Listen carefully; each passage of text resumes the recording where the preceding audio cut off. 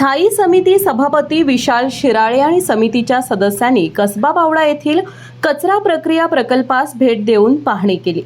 यानंतर त्यांनी 30 TPD 20 TPD biogas प्रकल्पालाही भेट देऊन चालू असलेल्या प्रकल्पाची माहिती घेतली। तसेच सध्या कार्यरत असलेल्या प्रकल्पाबाबत माहिती घेऊन योग्य ती यंत्रणा देण्याबाबत सकारात्मक चर्चा झाली। दैनंदिन निर्माण होणाऱ्या बायोगॅसद्वारे भविष्यात सीएनजी प्रकल्प उभारून त्याद्वारे महानगरपालिकेच्या सीएनजी टिप्परना इंधन पुरवठा करण्यासंदर्भात चर्चा झाली। सध्या या ठिकाणी टिपिंग फ्लोअर येथे मोठ्या प्रमाणात कचरा साचल्याचं निदर्शनास आलं। यावरून स्थायी समिती सभापती विशाल शिराळे यांनी प्रकल्प ठिकाणी प्रक्रिया संथ गतीने सुरू असून ठेकेदार यांना कचऱ्यावर प्रक्रिया जलद गतीने करण्याच्या सूचना दिल्या। तसेच आरडीएफ देण्यासाठी जास्तीत जास्त गाड्या पाठवण्याचंही सूचना देण्यात आल्या आहेत।